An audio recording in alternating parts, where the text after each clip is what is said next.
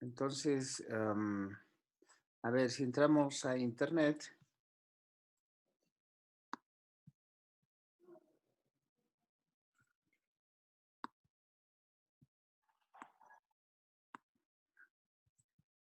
tomaremos el Gmail.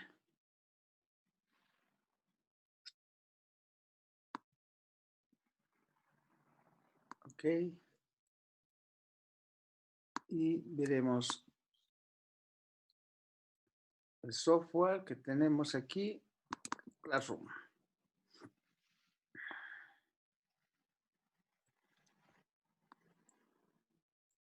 Ahí están las tres materias que llevo: gabinete, contabilidad y auditoría.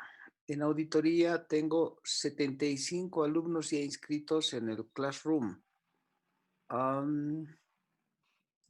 Vamos a buscar la lista.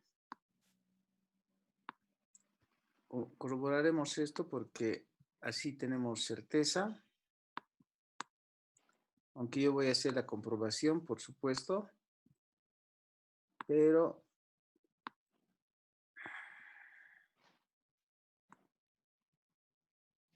aquí está, a ver.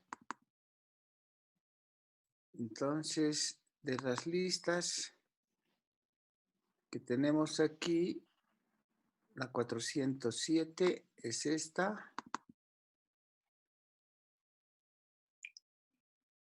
Esta es la lista en la cual deberíamos tener 91 inscritos. ¿Ok? Hay personas que no están comunicadas para dar el examen. Por ejemplo, Walter Ortiz, Cristian Mamani, Magalí Mamani, Berta Incapoma, Luis Tura, y Eric Alvarado. Esas personas nunca se han comunicado ni vía Facebook, etcétera. Ellos, yo me imagino que han abandonado la materia. Pero todos los que están aquí con amarillo, todos los que están con amarillo están en el Facebook, lo cual serán, todas esas personas serán por notificadas que el día lunes tenemos el primer examen. ¿Ok? Este examen vía virtual.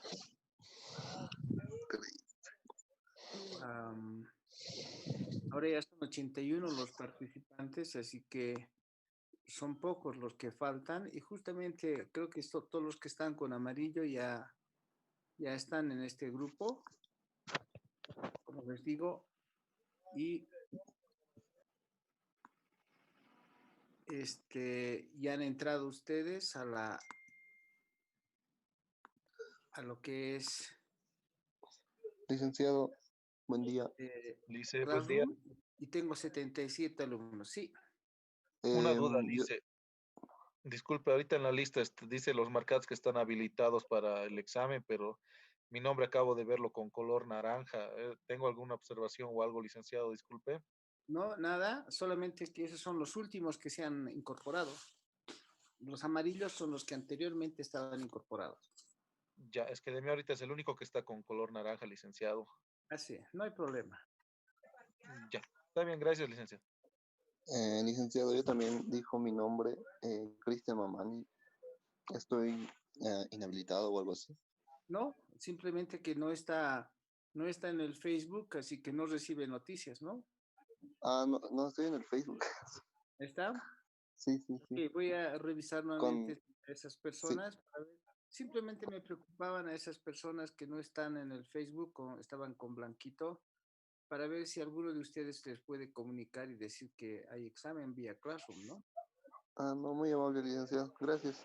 Los Todo bien. conocen por ahí. Por eso es que es importante tomar la lista. Ya les Está bien. digo, creo que eran 91 los inscritos y ahorita están participando 83. Eso significa que eh, hay algo así como 8 personas que no participan, y si están en blanquito quiere decir que en algún momento no estaban registrados o algunos no están definitivamente participando, ¿no? Puede haber muchas razones. Sabemos eso. Sabemos las consecuencias de dictar en forma virtual. Eso está perfectamente entendido en el sentido de que puede ser que alguna persona no tenga acceso al Internet o alguna persona no tenga computadora, por ejemplo. Eso es entendible y yo me imagino que en algún momento la universidad tomará una decisión con relación a esas personas, ¿no? De cómo es que, qué modalidad se puede utilizar para estas personas, pero bueno, en todo caso, no he dado ningún pronunciamiento porque hay varias modalidades para esas personas, ¿no? En otras universidades, por ejemplo, una educación a distancia o cualquiera de esas cosas. O que surja recientemente una especie de salvataje en el sentido de que ya tengamos la vacuna que se anuncia para fin de año, ¿no? Entonces, en diciembre tal vez tengamos la vacuna. Entonces, hasta diciembre vas a tener que pasar nomás en forma virtual. Por lo menos hasta donde está ahora, ¿no? Todos estamos conscientes de eso. Entonces, los exámenes vamos a dar de dos maneras. Primero, vía Classroom, este día lunes, de los temas 2 al 9 de las guías. De 2 a 9 de la guía 1, perdón. Solo la guía 1. Mejor les muestro cómo viene esto. Si, no es este. A ver. Tampoco. Este. No, tampoco está. A ver, bueno, ya vieron la lista, así que saben de qué se trata. Esto también lo voy a cerrar.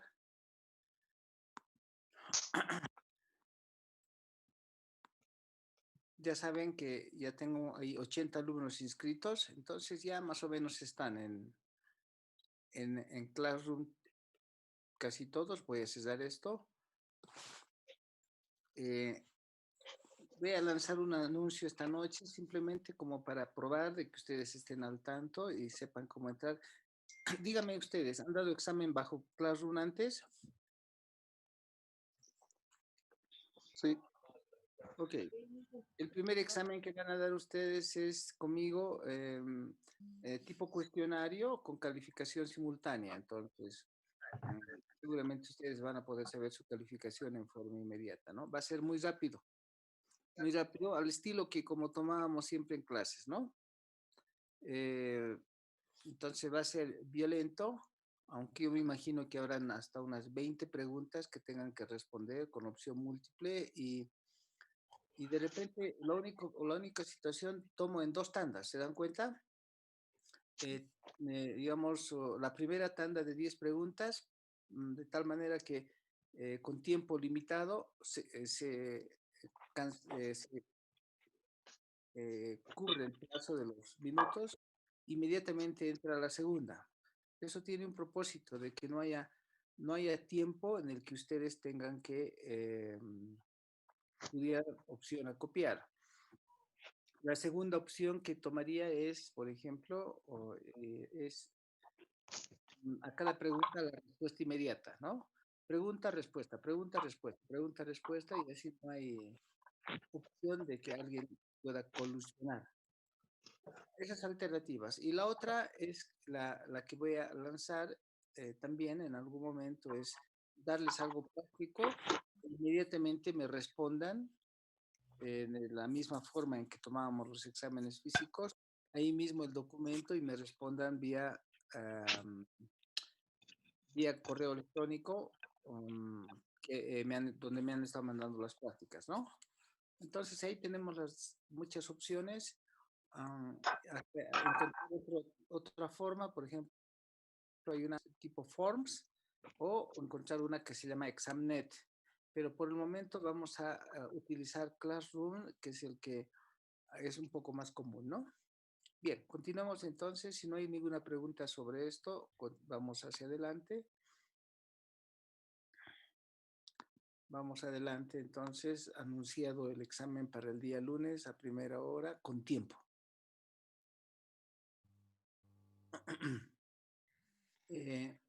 Decía también, y les estaba queriendo mostrar,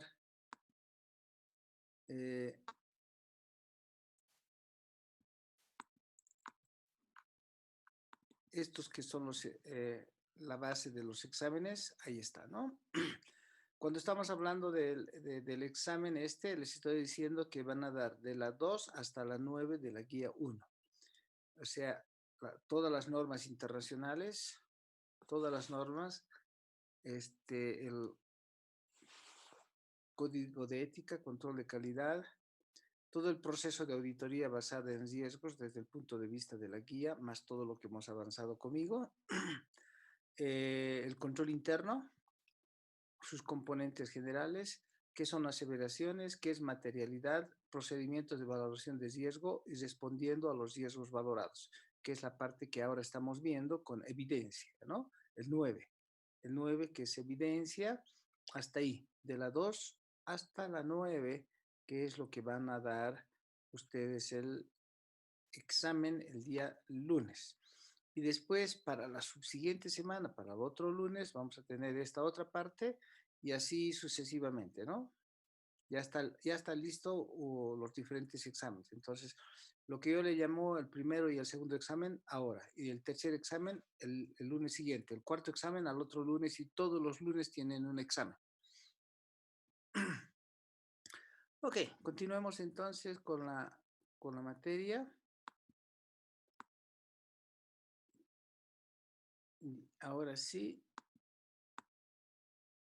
siempre con la expectativa de que estén bien, cuidándose, sanitos y que sean conscientes en eso y que ayuden a las demás personas a entender que esta cosa es media complicada.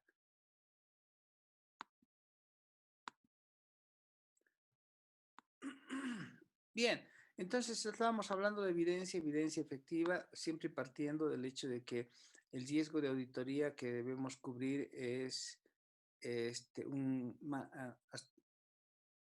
95%, el 95% debe ser la confiabilidad que le damos a terceros con los diferentes componentes de la manera que hemos visto antes.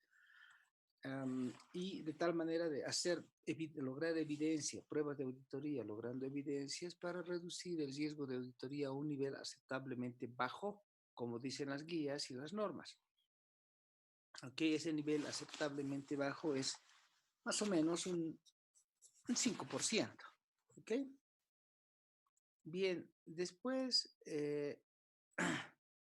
ya habíamos pasado toda esta parte que es riesgo inherente, riesgo de control, etcétera, y habíamos entrado a esta condición de definir y decir, todo lo hacemos en la primera fase de acuerdo con la NIA 330, de definir un enfoque general, y en ese enfoque general hay que comprender que hay diferentes clases de transacciones, no solo transacciones, sino clase de transacciones.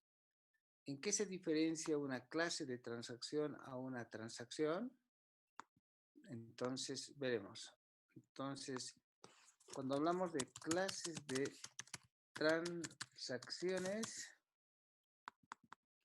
no es lo mismo que precisamente transacciones, a veces hay confusiones sobre eso.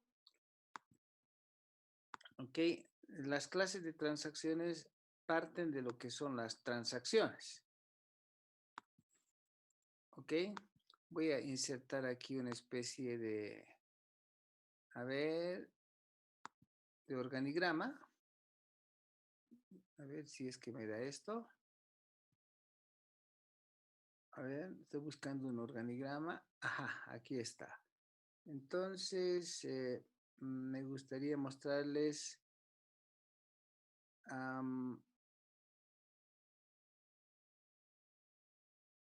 así. Ok, entonces, las transacciones componen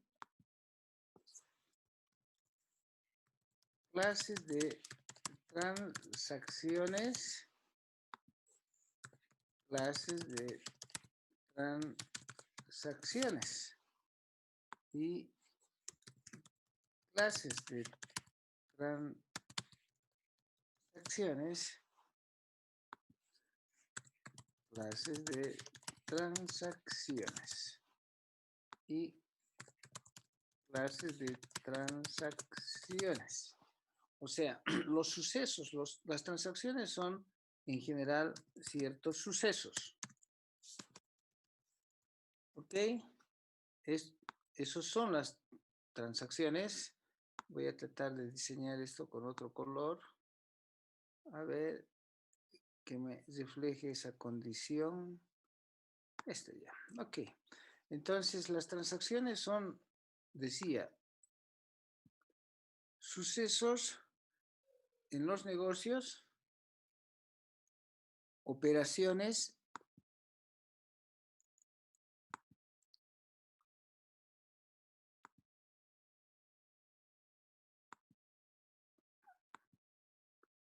¿ok? Como por ejemplo,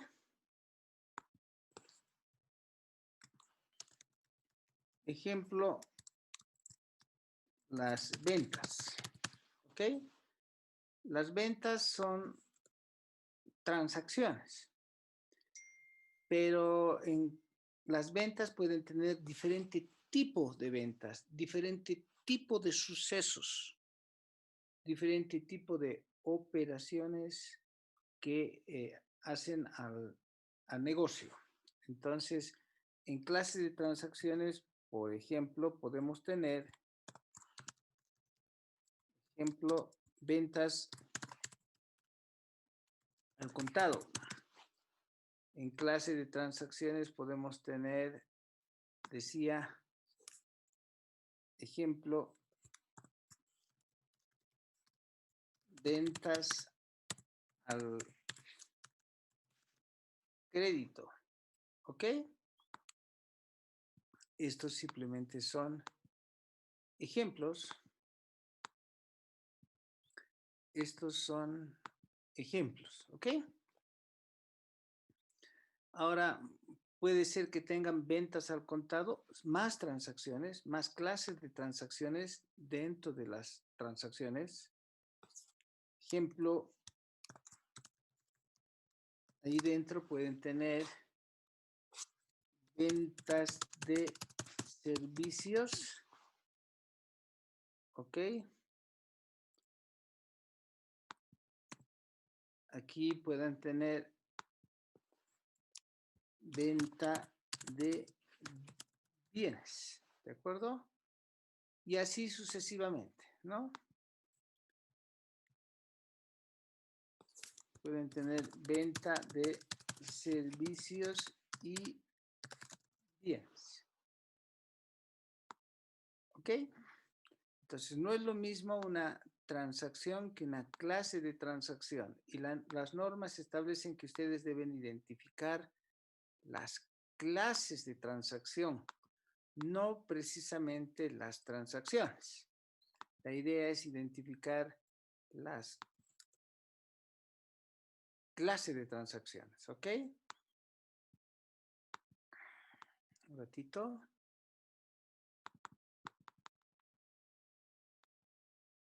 Bien, entonces, aquí lo que tienen que hacer es, claro está que de principio podrían identificar las transacciones, pero al final lo que se quiere es que identifiquen las clases de transacciones. ¿Por qué? Esto porque el proceso de vender al contado no es lo mismo que el proceso de vender al crédito. El proceso de vender al contado tiene diferentes controles, bueno, primero diferentes riesgos y controles, y el proceso de vender al crédito tiene diferentes riesgos y controles, son otros controles, es otro proceso que se sigue para que uno pueda vender al crédito. Pero al mismo tiempo, como la idea es llegar a las cuentas, una clase de transacción, por ejemplo, de venta de servicios, tiene diferente forma y tratamiento contable, ¿no es cierto?, que una venta de bienes, ¿ok? Partiendo de lo que es la NIF 15, para cada uno de ellos. Entonces, su forma de tratamiento final es diferente. Ustedes deben comprender esa situación y identificar las clases de transacciones. No es suficiente identificar las transacciones, sino deben identificar las clases de transacciones porque cada una de las clases de transacciones tienen diferente riesgo y diferentes controles y además afectan a diferentes cuentas. A eso se refiere que cuando uno enfoca de acuerdo con la NIA 330, debe identificar las clases de transacciones, ¿entienden? Y por lo tanto esas clases de transacciones en general deberían tener un enfoque de controles, pero en última instancia pueden tener un enfoque combinado. Las clases de transacciones pueden tener un enfoque de controles, que un enfoque de controles quiere decir que debe ir en busca de los riesgos y probar los controles. Ir en busca de los riesgos y probar los controles. Ese es un enfoque de controles. ¿Ok? O en algún caso tener un enfoque combinado, quiere decir un enfoque de controles más un enfoque sustantivo, que es lo común. Lo más común es que en auditoría se aplique un enfoque combinado. O sea, parte del proceso de auditoría va a ser con pruebas de controles y parte con pruebas sustantivas. Ok. Después existen lo que son los saldos de cuenta. Estos saldos de cuenta que normalmente están en el balance general. Las clases de transacciones normalmente están en el estado de resultados, pero también hacia adentro en las composiciones de cuenta, ¿sí? Y estos saldos de cuenta normalmente se enfocan, como por ejemplo lo que está en el balance general, como efectivo, cuentas por cobrar, inventarios, etcétera, normalmente se enfocan con un enfoque sustantivo. Las pruebas son sustantivas, pero también al final termina con un enfoque combinado, quiero decir, parte de controles como parte de enfoque sustantivo. Aprovechando las clases de transacciones, Los estimados contables casi es definitivo que el enfoque sea sustantivo. En estimados contables poco hay un enfoque de controles. En los estimados, por ejemplo, la previsión para cuentas incobrables, un estimado es la depreciación, ¿no es cierto? Antes que la depreciación misma, el estimado propiamente es la vida útil de los activos fijos, eso es lo que se estima, ¿no? Ustedes saben por la NIC 16, todos los años las empresas deben evaluar el estimado de vida útil, así está establecido en la norma. Entonces, esos son los estimados. Entonces, y además en estimados se utiliza mucho criterio gerencial, por lo tanto, estos estimados deben tomarse con un enfoque sustantivo, ¿sí? Normalmente. Pero en última instancia también podría darse algo de enfoque combinado, pero en realidad el enfoque es sobre todo sustantivo. Y todo lo que hacen a las revelaciones, en notas a los estados financieros, siempre con un enfoque sustantivo. Entonces, no olviden que no es suficiente identificar las transacciones, sino hay que llegar a identificar las clases de transacciones. ¿De acuerdo? Bien, entonces ya saben que el enfoque de auditoría puede ser un enfoque de controles o un enfoque sustantivo de acuerdo con la NIA 330. ¿Sí? Lo más propio es hacer un enfoque combinado, pero en los saldos de cuenta a veces es solamente sustantivo. Resumen, ¿cómo se enfoca en auditoría? Entonces hay que definir qué son las transacciones rutinarias y transacciones no rutinarias. ¿De acuerdo? Entonces, ¿eso qué quiere decir? Que a su vez, esto que hemos visto aquí como transacciones, estas pueden ser rutinarias y no rutinarias. Las transacciones rutinarias son aquellas que son múltiples, repetitivas, uniformes. Ejemplo, las ventas. Ejemplo, las compras. Las compras pueden ser múltiples, repetitivas, uniformes en el proceso. Las ventas pueden ser, aunque se clasifiquen en clases de transacciones, serán múltiples ventas de servicios, múltiples ventas de bienes, repetitivas, uniformes. Por lo tanto, se requiere controles. Siempre tomo el ejemplo fácil para que ustedes imaginen de un supermercado donde se vende mucho, mucho, mucho, mucho, mucho. Entonces son múltiples, son repetitivas y el proceso es el mismo. Una persona va, escoge de la bandeja, toma, pone en el canastillo el bien que va a comprar y después se acerca a la ventanilla, al cajero y paga. Entonces eso es todo el tiempo. ¿Quiénes hacen eso? Todos. Por eso hay una cola en la rutina, una cola larga de que se hace lo mismo. La gente escoge su artículo, lo pone en el canastillo, se acerca al cajero y con un lector define la facturación, se emite la factura y paga. Entonces, eso se llama rutina. Rutina es repetitivo. En ese caso, como son múltiples, muchos, muchos, muchos, hay necesidad de tener controles. ¿Ok? En cambio, por lo tanto, hay que tomar confianza en los controles, hay que hacer pruebas de controles, luego seguir con procedimientos analíticos y pocas pruebas de detalle, ¿no? Entonces, a diferencia de las transacciones no rutinarias, que son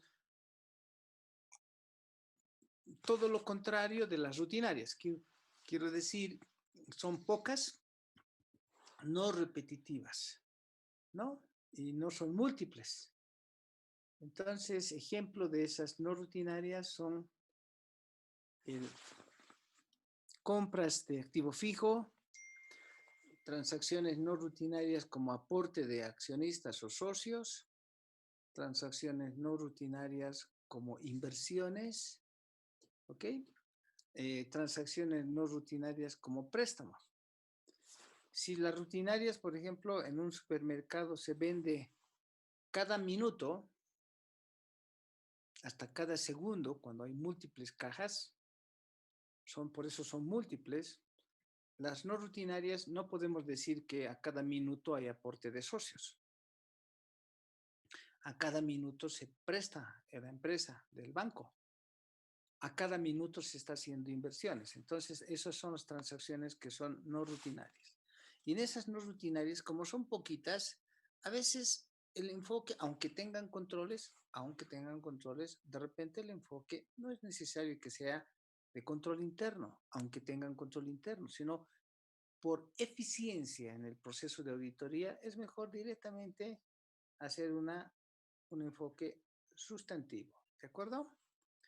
Lo mínimo que sí exige, y esto lo voy a remarcar, lo que sí exige la norma es que entiendan sus controles, no los prueben. Probar sería ineficiente, pero deben entender los controles, nada más. ¿Ok? Un entendimiento de controles. Ahí se hacen muy pocos procedimientos analíticos. A ver, voy a especular con ustedes. ¿Por qué creen ustedes que se hacen pocos procedimientos analíticos en un enfoque de transacciones no rutinarias? Dice quizás porque no es rutinaria. Por ejemplo, ¿cuántas veces aportan, cuántas veces, digamos, se prestan préstamos bancarios grandes para lograr un financiamiento? Son muy pocas veces, no Eso así es, como eso es lo no rutinario, pero la pregunta mía era, eh, ¿por qué no se realizan procedimientos analíticos? Por eso dice pocos o nada. Aquí hasta podría yo atreverme a decir pocos o nada. Ok, aquí le pondría pocos.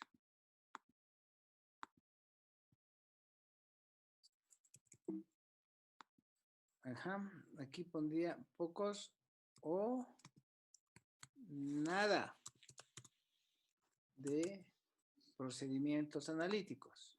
¿Por qué?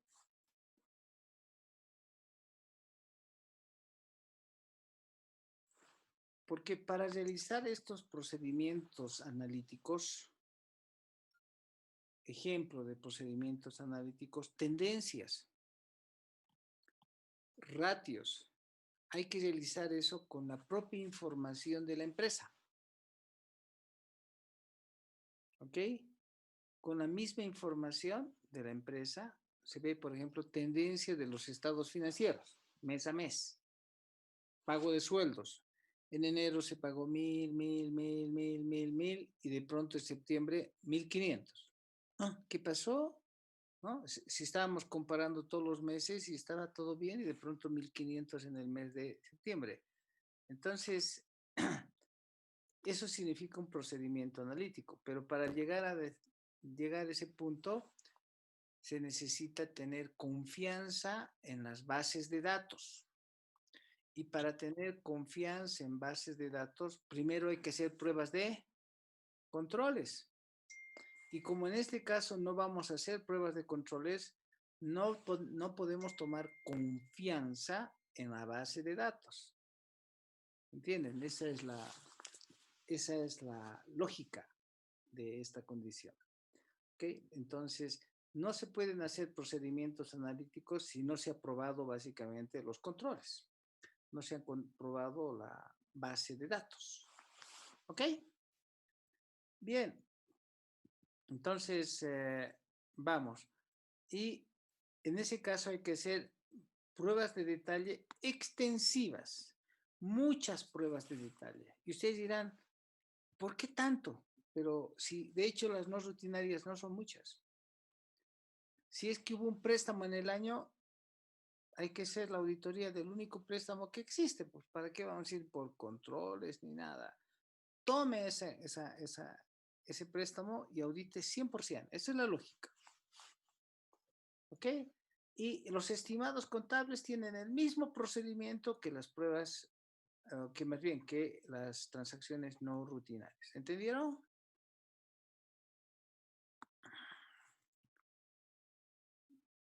Bien, entonces la idea siempre es diseñar los procedimientos de auditoría, para sustentar la opinión, o sea, obtener la evidencia suficiente y llegar a conclusiones que sean razonables. Ustedes siempre entiendan, no pueden perder su categoría de ser razonables. Eso quiere decir que no pueden perder su juicio profesional, no pueden perder su equilibrio profesional. El estilo de aprendizaje de ustedes es criterioso. El estilo de aprendizaje de ustedes es criterioso. Primero lo sustentan, después lo investigan, después lo indagan, piden explicaciones. No es que sacan una diferencia, toman un problema y ya está, lo anotan en su informe. No, todo primero lo tratan de explicar y tratan de utilizar por todos los medios de aclarar alguna diferencia. ¿Ok? Entonces, porque puede ser que se equivoquen. Vamos a ver, si podemos ahora, vamos a ver un video donde tengamos esa situación. Bien. También esto ya lo habíamos visto. La intención es saber si la evidencia es suficiente y adecuada. Y para llegar a esa condición, entonces hay que diseñar los procedimientos, hay que adecuarlos a las circunstancias, hay que ser inclusive impredecibles. Aquí hay que insertar algo que es considerando también la imprevisibilidad. ¿Ok? Entonces, ustedes también deben ser imprevisibles. Eso es parte de la profesión. ¿Ok? O sea, no pueden ser rígidos. De acuerdo a las circunstancias, ustedes tienen que aplicar ciertos procedimientos, ¿sí? Ciertos procedimientos sobre la marcha según las circunstancias. Ejemplo de imprevisibilidad sería que si ustedes tienen un terreno muy grande y quieren probar la existencia del terreno, la cantidad de terreno que tienen, entonces, ¿cómo lo hacen más o menos? Es tan grande que es de esta punta hasta a este cerro, hasta el cerro del fondo en empresas agropecuarias. Del cerro a cerro. ¿Y cómo miden? Porque eso ya no se puede medir con wincha, con metro, nada. Entonces uno dice en ese momento, ¿qué hago? ¿Cómo hago? Pues le pongo al vehículo en que estoy, le pongo en cero el kilometraje y hago que el vehículo recorra hasta la otra punta del cerro y ha medido, ya tiene la medición. No tiene que ser exacto, ¿no es cierto? En auditoría solamente probamos la razonabilidad. Entonces, ups, es imprevisible. Claro que es imprevisible. Es igual que los médicos, ya les digo. Los médicos también son imprevisibles. Si un paciente se les está muriendo y no respira, inmediatamente hasta puede servirles un bolígrafo, ¿no? Un bolígrafo, con el tubito del bolígrafo agarran, le quitan las otras partes y eso lo introducen en la garganta y la persona va a respirar. Entonces, eso es la imprevisibilidad. No, no es que van a tener que ir en ese momento a buscar sonda, y ya no, hasta que vayan a buscar la sonda se ha muerto el paciente. Entonces, el médico es imprevisible. Ustedes también deben adecuarse, como dice la norma, la NEA 500, párrafo 6, ¿no es cierto? Dice, deben ser adecuados a las circunstancias. Ustedes deben ser imprevisibles. La idea es buscar evidencia suficiente y adecuada. Hay tantas formas de ser imprevisibles, ¿no? Yo les digo, lograr confiabilidad y que esa evidencia sea convincente. También la evidencia debe ser convincente, ¿no? La evidencia debe ser Allá venden y todos tienen registraciones convincente, ¿ok? Tu micrófono, por favor. ¿Hay alguien que está abierto el micrófono? ¿Quién es? Saúl Mamani, tu micrófono está abierto. Estás ahí hablando con alguien. Digo, debe ser convincente